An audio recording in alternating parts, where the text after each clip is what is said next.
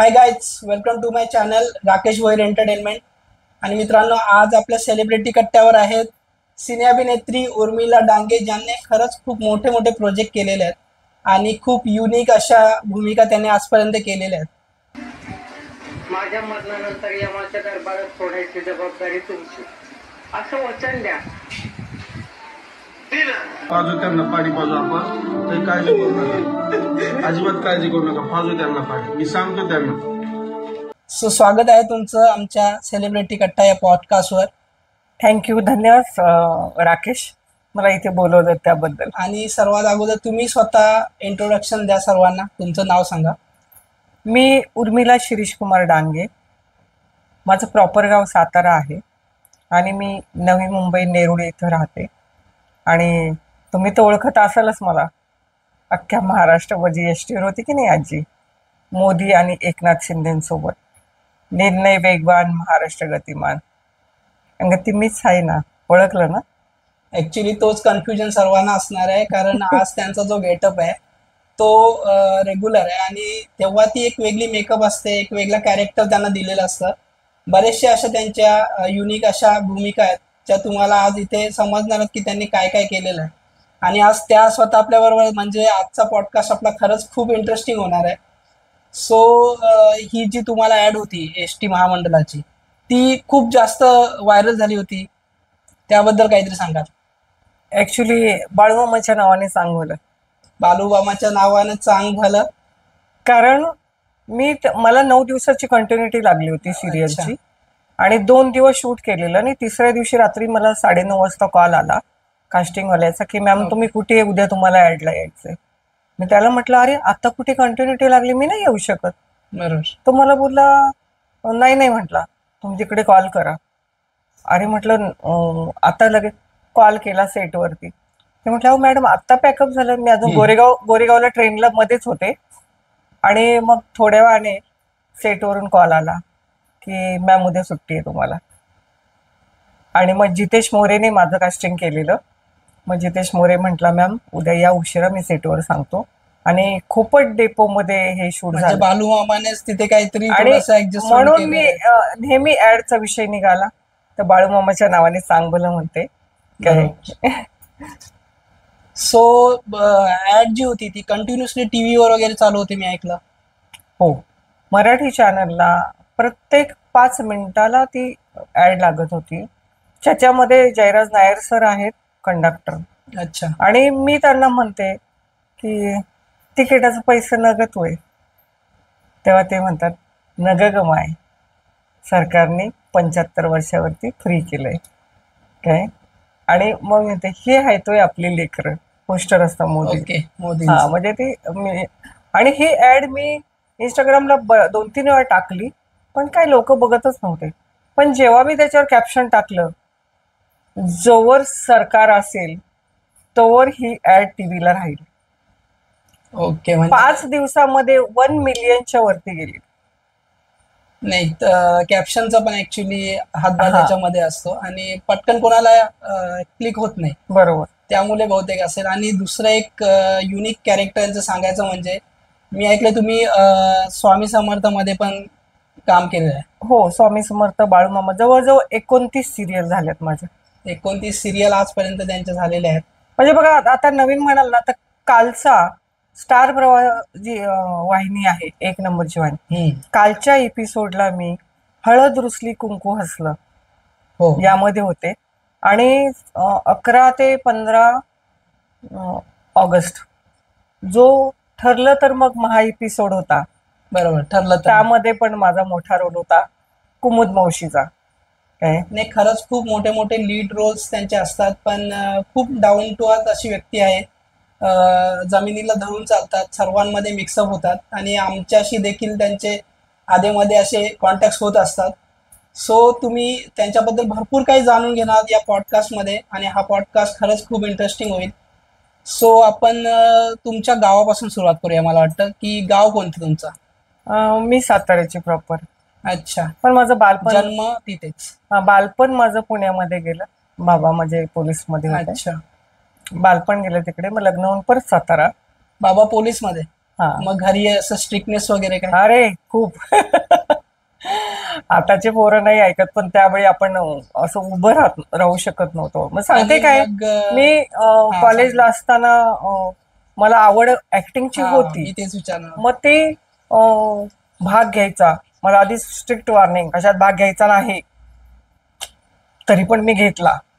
Extra period म्हणून प्रॅक्टिसला जायचे. म्हणजे गपचूप, घरी माहिती हा, नाही हा. सर्व. आणि त्यावेळी मी नऊवारी काष्टी साडी म्हणजे 1985 साली मी पहिला रोल केला. नऊवारी मध्ये. हा. हा, शांतता कोर्ट चालू आहे असं नाव त्या नाटकाचं नाटकाचं. होतं. त्यात म्हणजे राधाकृष्णाचा हात धरतो आणि त्यात जी मावशी असते ना गोकुळला जाणारी, त्या शिव्या देणारी मावशी, तो रोल मी केलेला आहे त्यावेळी. काय, आणि तो भरपूर म्हणजे चांगला झाला की तरुण भारतला वगैरे माझं नाव आलेलं आणि प्रोफेशनल नाटकाची ऑफर मला तिथे आली. ओके. पण असं होतं की वडील जुन्या विचारांचे, स्ट्रिक्ट, 96 मराठी. मी घरामध्ये सांगू पण शकले नाही की मला नाटक आले. आणि मग तेव्हा मला थोडी जाणीव झाली की मी चांगली ऍक्टिंग करू शकते. ओके. आणि तेव्हापासून ते मी मनामध्ये स्वप्न जपलं की मी ऍक्टिंग करू शकते. त्याच्यानंतर लग्न झालं, मुलं झाली. त्याच्यानंतर 2004ला मला परत एकदा हिंदी सिरियलची ऑफर ओके, आली. म्हणजे मध्ये थोडासा ब्रेक झाला होता. हा, ब्रेक झाला. पण मग मिस्टर पण मराठी आणि थोडा इगो दुखावला जातो ना. ओके. हो. मग तेही मला म्हटले, बघ म्हटले उमे, तू पुढे जाशील, हे त्यांना माहित होतं. अच्छा. पण पैसा हे आपलं सगळं ध्येय नाहीये. बरोबर. तर मग मी ऐकलं त्यांचं. मी ब्लाऊज डिझायनर आहे, मी बरंच काही करत असते. मी गेली 32 वर्ष नाही, झालं खरंच खूप मल्टी टॅलेंटेड ब्लाऊज अशा शिकते. व्यक्ती आहेत आज आपल्या बरोबर. आणि मग तिथून कंटिन्युटी झाली की कसं काय? नाही, तिथून परत गॅप पडला. मुलं मोठी झाली जरा घरातच. काम मी ब्लाऊज शिवायचे म्हणजे घरीच माझं काम. ओके. तर लोकच माझ्या घरी यायचे, बाहेर पडणंच नाही. तरी पण माझं आहे ना, थोडं ना थोडं कुठे काही प्रोग्राम असला की जायचे. मी 2010ची लोकमतची सखी सम्राज्ञी आहे, फर्स्ट विनर. कॉंग्रॅच्युलेशन्स. थँक्यू. आणि त्यावेळी माझं 45 वय होतं काय. आणि तेव्हा पण मी म्हणजे पहाटे 3 पर्यंत 2 ब्लाऊज शिवले. आणि त्याच्यानंतर मी प्रोग्रामला म्हणजे काम करायचे, घरातलं काम सगळं मीच करते बरोबर. काय. आणि तिथे मी फर्स्ट विनर झाले. त्याच्यानंतर मला तिथे प्राइजही खूप चांगलं मिळालं आणि त्यांच्याकडून मला औरंगाबादला जायची संधी मिळाली. ऑफर आली. म्हणजे प्राइज होतं ते. बरोबर. म्हणजे पहिल्यांदा मी भरपूर प्रोग्राम केलेत. तर पहिल्यांदा म्हणजे त्यांनी गिफ्ट एवढं, लोकमतचं मी खूप खूप आभार मानेन. आणि इतर ठिकाणी बघितलं तर पैसे घेतात आणि अवॉर्ड देतात. ओके. म्हणजे तुम्हाला ती संधी तिथून, चांगली हा. संधी तिथून भेटली. तिथे भेटली. आणि म्हणजे आणि त्याच्यामध्ये पण असं झालं की लोकमतला जाणं येणं हे लोकमत करणार होतं माझं खरं तर. महाराष्ट्र क्वीन ही जी स्पर्धा होती महाराष्ट्राची, ती तिथे होणार होती. बरोबर. आणि लोकमतची प्रतिनिधी म्हणून मी जाणार होते. वाव. पण त्याच मधल्या पिरियडमध्ये माझा छोटासा ऍक्सिडेंट झालं. Excellent. माझ्या गुडघ्याची वाटी क्रॅक झाली. हा, आणि मग मी 36 दिवस डी.वाय. पाटीलला ऑन दी बेड होते. गुडघ्याची वाटी माझ्या क्रॅक झालेली आणि शुगरमुळं 3 वेळा ऑपरेशन कॅन्सल झालेलं. आणि त्यात मला औरंगाबादला महाराष्ट्र क्वीन स्पर्धेसाठी मुंबईची प्रतिनिधी म्हणून हजर राहायचं होतं. आणि माझा जीव असा तुटत होता की मला ते अटेंड करायचंय. मी डीनला विचारलं. नाही, बऱ्याचशा अशा गोष्टी आहेत, बरेचसे कलाकार आहेत ज्यांच्या घरी इव्हन डेट वगैरे झालेले आहेत आणि त्या कंडिशनला देखील ते शूटला वगैरे गेले हो, आहेत. हो. ही गोष्ट तुम्हाला समजण्यासारखी, शिकण्यासारखी आहे की जो कलाकार आहे तो, हे तुमच्याकडे खूप छोटे छोटे एक्सक्यूजेस असतात, यांच्याकडे एवढे मोठे मोठे रिझन असून जर त्यांनी कमिटमेंट दिली असेल तर ते तिथे पोहोचतात. ही खरंच खूप मोठी गोष्ट आहे की नाही? आणि गेले मी एक कोरिओग्राफर घरी बोलवला.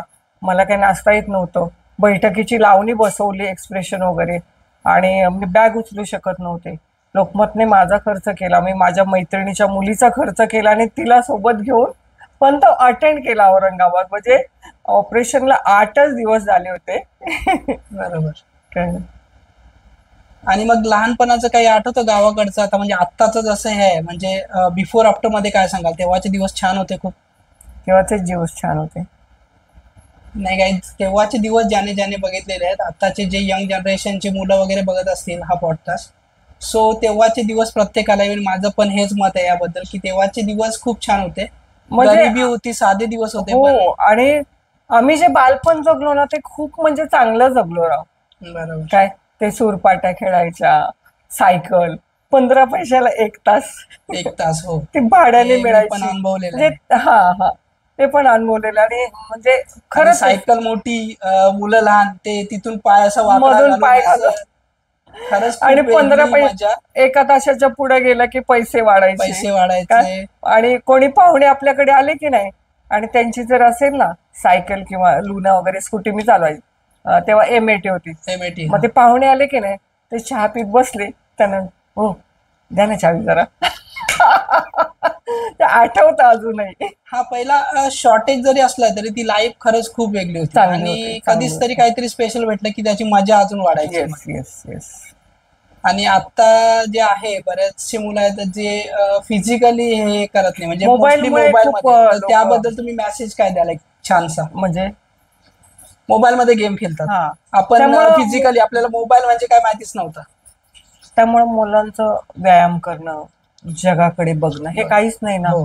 ते स्वतःच मग्न राहतात. म्हणजे इव्हन आपण तरी काय, आपणही त्यांच्याच पावलावर पाऊल टाकून पाऊल चाललेलो आहे. टाकलेलं आहे. हो, आपण पण खूप बिघडलोय. थोड्याफार फरकाने. नाही, आपण पण बिघडलोय. पण जी लहान मुलं आहेत त्यांनी मोबाईल मध्ये गेम वगैरे नाही मी बघितलं आता की फिजिकल ऍक्टिव्हिटीज खरंच खूप छोटी गरजेची छोटी मुलं सुद्धा आहे की नाही, बघितलं मी की ते मोबाईल आई देते काय, तो असं मोबाईल खेळतो आणि मग ती अशी त्याला भरवते. अरे मोबाईल कशाला? शिवाय जेवत नाही, मोबाईल जेवत शिवाय, नाही. म्हणूनच मी हा प्रश्न विचारला. मोबाईल शिवाय झोपत नाही. नाही हे मोबाईल. चालू आहे बघितलं. हा. काय सो असं नसायला पाहिजे. तुम्ही लिमिटेड टायमिंग मध्ये मोबाईल द्या. आता टेक्नॉलॉजीचा जमाना आहे म्हणून ते थोडंफार कंपल्सरी झाल्यासारखं झालंय. पण थोडा वेळ द्या त्यांच्याकडे मोबाईल, जास्त देऊ नका.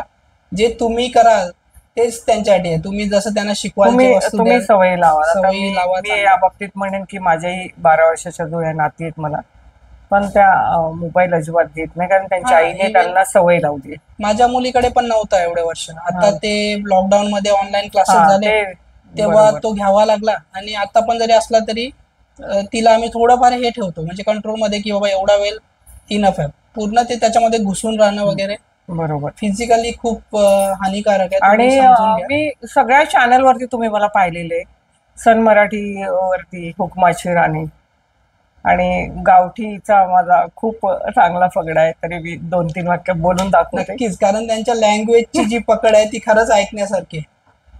आणि अगे संगे तिथून असा परत वळाय टाक. पावसाचा काही नेम नाही, अजून सोयाबीन रानात आहे तर ढगड काढायला लागली ती. उरक पाडदिशीने ये रानात. अगं ती शेरडी का वरडायला लागली, तिला वैरण नाही घातली वे. मग नवरा येतो, कुठं होता सकाळ धरणं, हा नुसतं उठायचं दारोदार हिंडत सुटायचं. हा वावराकडे बी बघणं झालायसा, मसराकडे बी ध्यान द्याय नसा. काय ज्ञान गेले वे.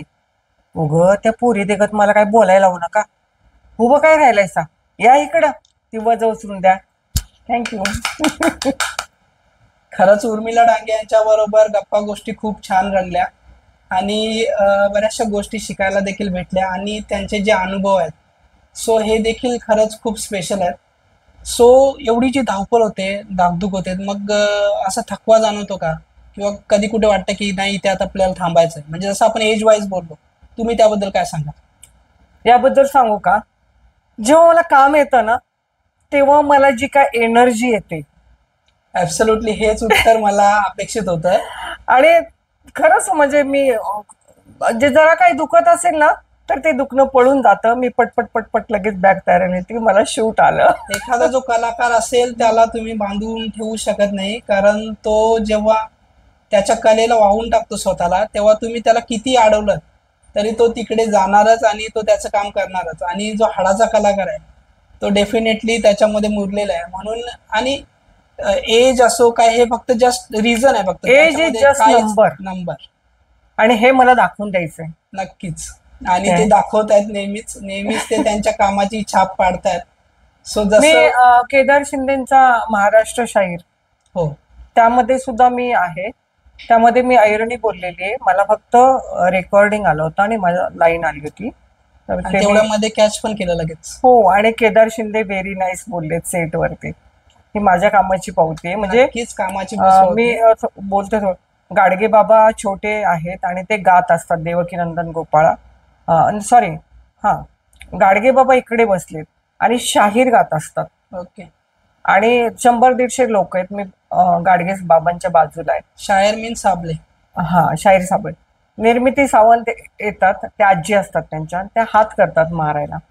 मग तेव्हा गाडगे बाबा म्हणतात, माय तू यावाला लेकरू दे मले. मग सगळे एकमेकांकडे बघतात आणि मग मी म्हणते निर्मिती सावंत, माय व सौता गाडगे बाबा केस नाला मागे राही ना, नशीब काढ व पाऱ्याने. वा.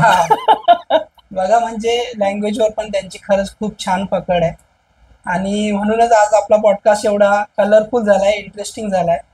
सो मला तुम्हाला असा प्रश्न विचारायचा होता की तुम्ही कुठे क्लासेस वगैरे केलेत ऍक्टिंगसाठी कधी काय, किंवा कसं काय? क्लास वगैरे मी काहीच केलेला नाही. कधीच नाही म्हणजे? माझी फक्त आवड आहे ऍक्टिंगची आणि ही आवड मला इथपर्यंत घेऊन आली आणि कामाचा प्रामाणिकपणा आहे. आणि क्लासेसच्या मी थोडी विरोधातच आहे. आज मी कोणताही रोल सहज करून जाते, सहज. ऍक्टिंग करताना फक्त काय आहे, जो कॅरेक्टर आहे तो कॅरेक्टर जगायचा.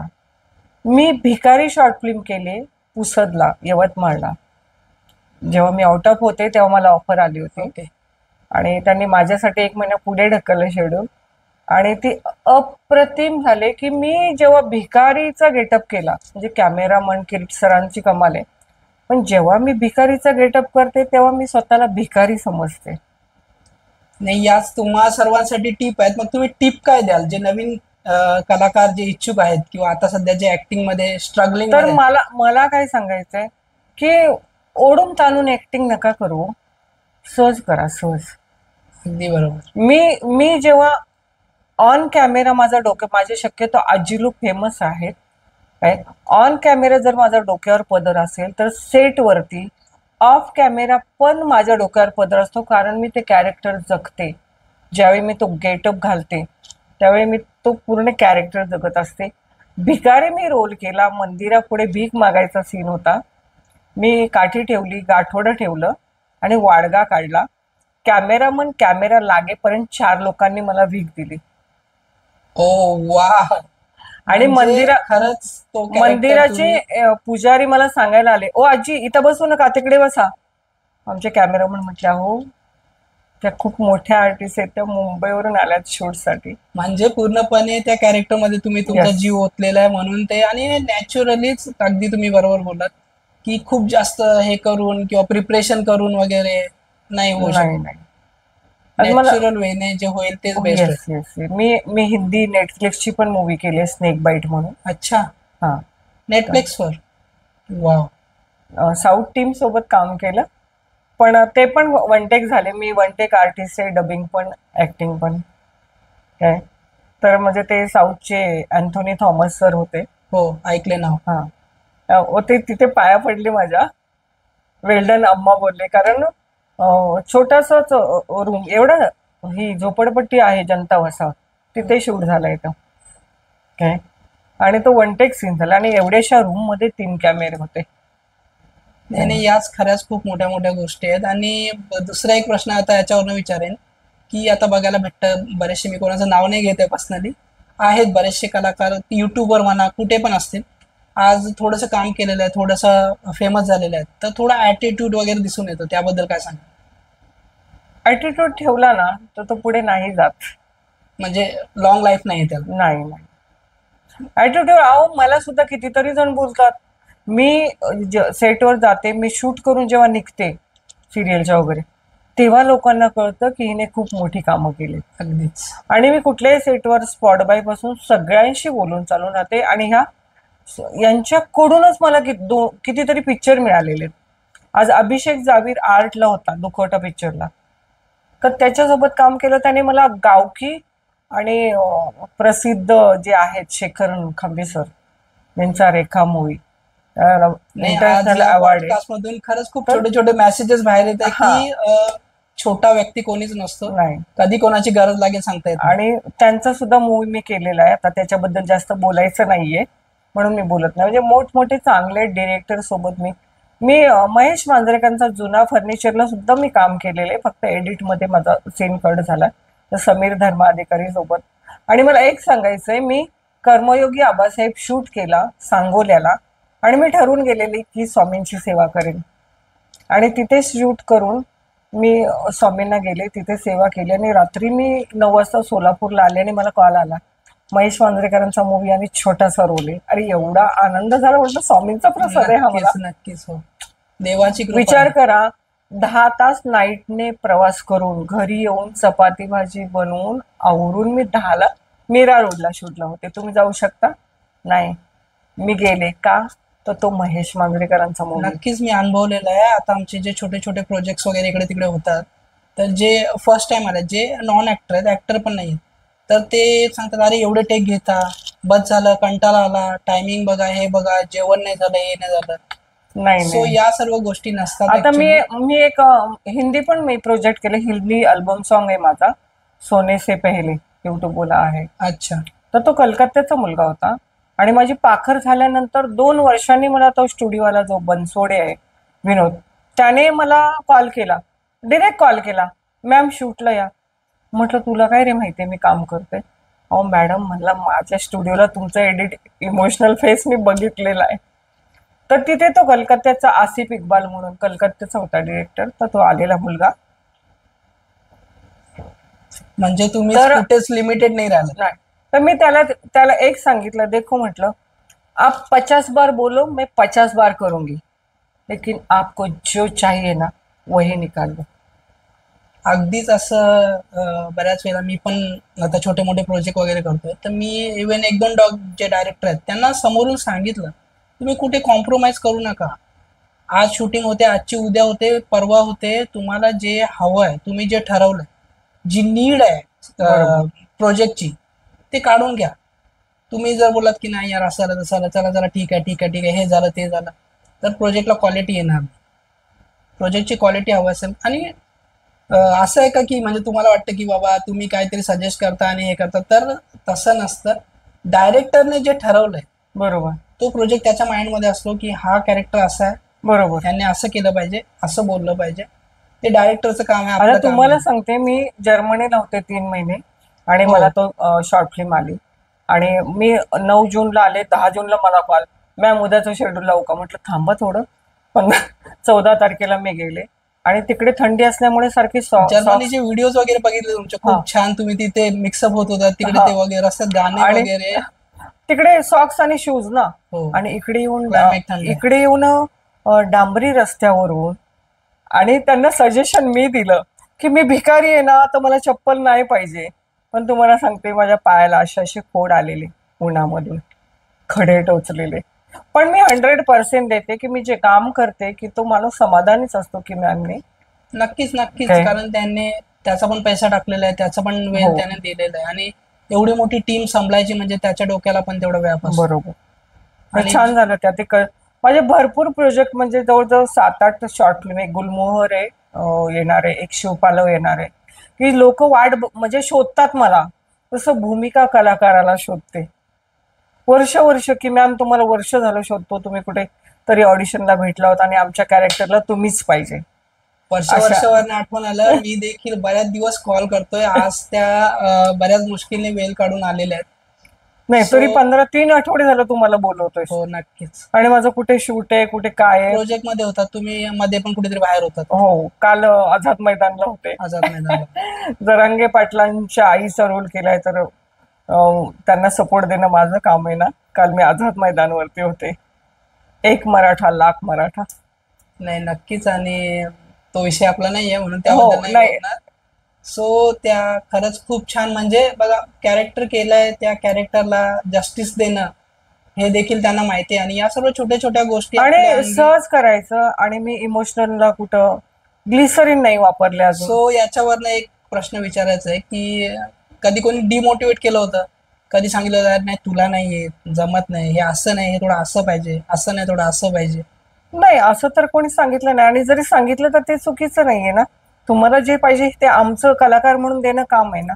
आज मी रोहित पवारांचं मुद्द्याचं बोला केलंय, तर तेव्हा मला ताप होता खूप. मी पुणे राजाची राणीच्या शूटला होते मडला, आणि त्यांचा कॉल आला की उद्या शूटला या.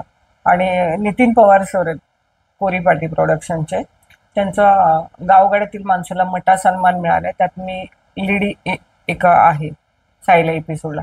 तर म्हणजे ते सर कास्टिंग, तृप्ती मला म्हणते, सर म्हणतात उर्मिला डांगेशिवाय हा रोल कोणीच करू शकत नाही.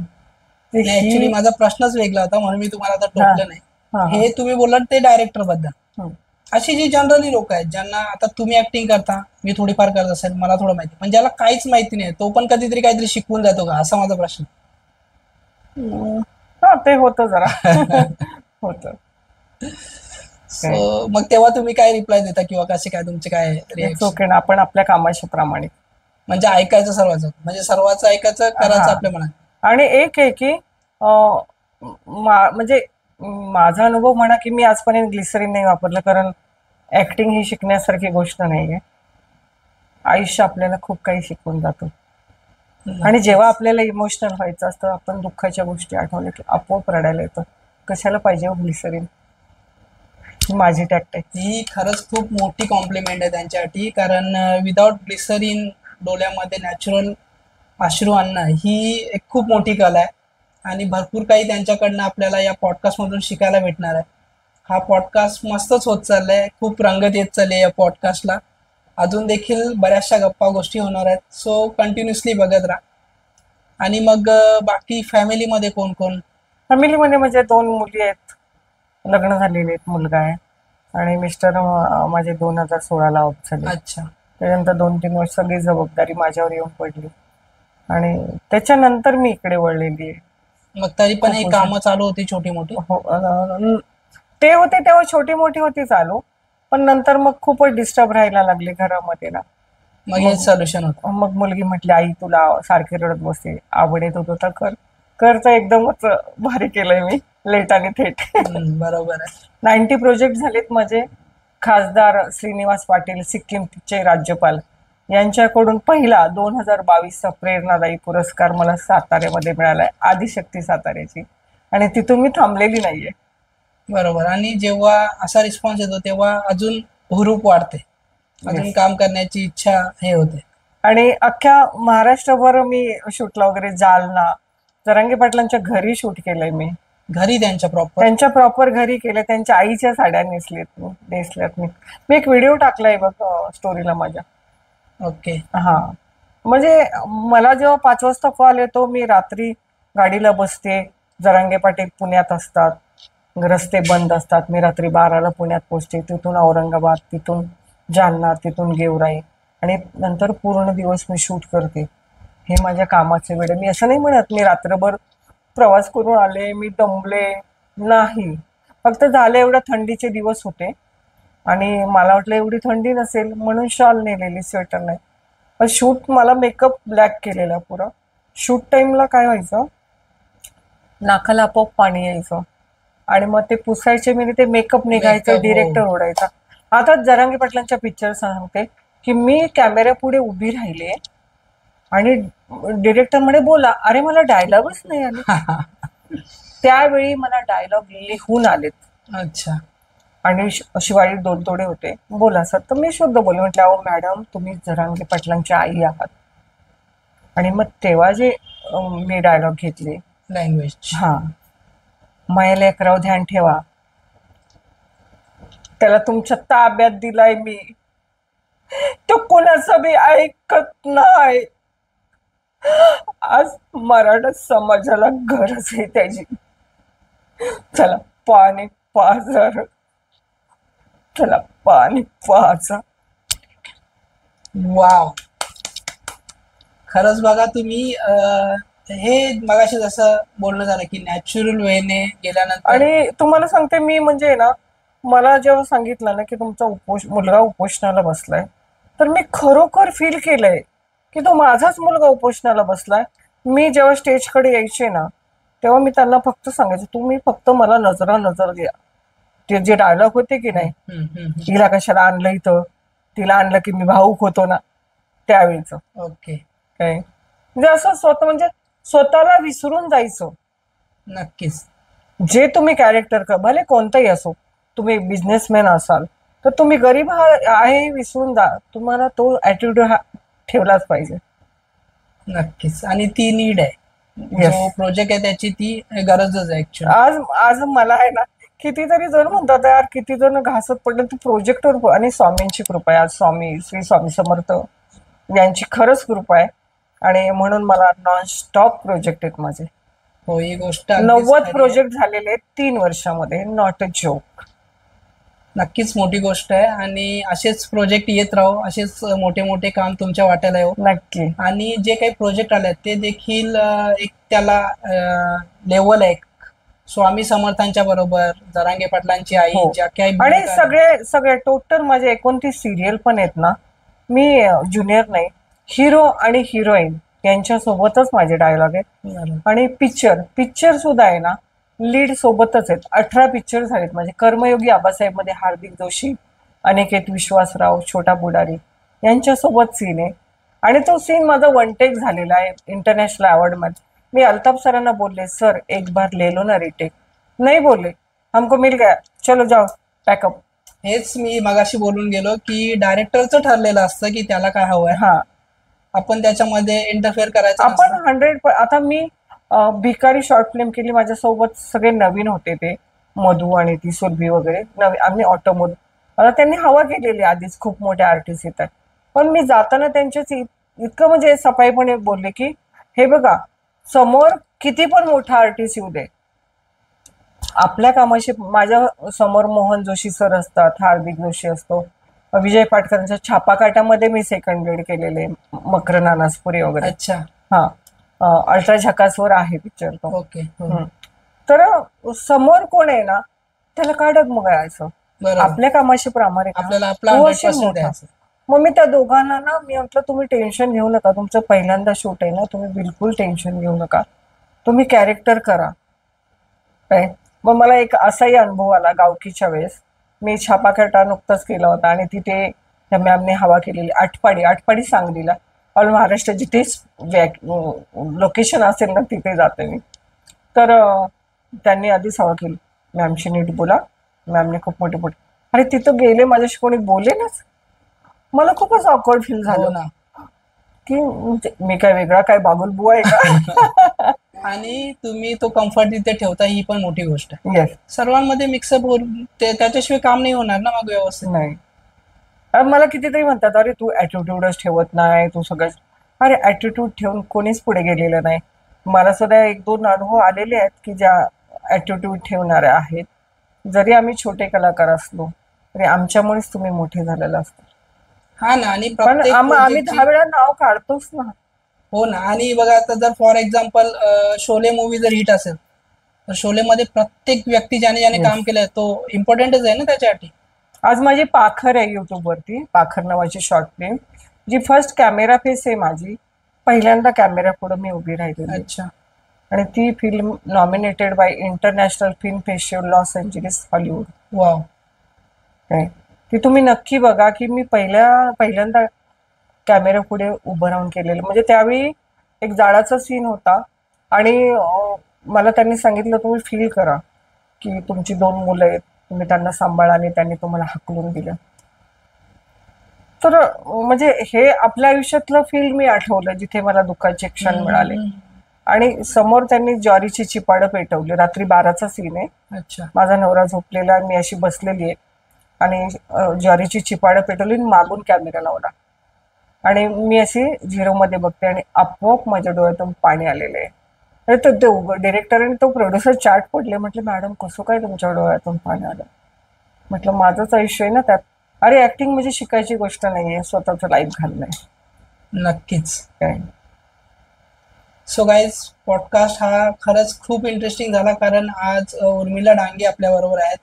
त्यांच्यामुळे हा पॉडकास्ट खूपच त्याला रंगत आली, आणि अजूनही बरेचसे कलाकार येणार आहेत. सो तुम्ही जर चॅनलवर नवीन असाल तर प्लीज सबस्क्राईब करून घ्या, जेणेकरून तुम्हाला अजून असेच इंटरेस्टिंग पॉडकास्ट बघायला भेटतील. आणि उर्मिला डांगे यांचे मी आभार मानतो की खरंच त्या आज आल्या आणि एवढा हा पॉडकास्ट रंगतदार झाला आमच्या सेलिब्रिटी कट्ट्यावर. खूप खूप धन्यवाद, मला तुम्ही Thank you. बोलवलं. आणि मला खूप वाईट वाटायचं तुम्ही बोलवत आणि मी तुम्हाला वेळ देऊ शकत नाही, पण आज म्हटलं काही करायचं आणि जायचं. Thank you guys. धन्यवाद.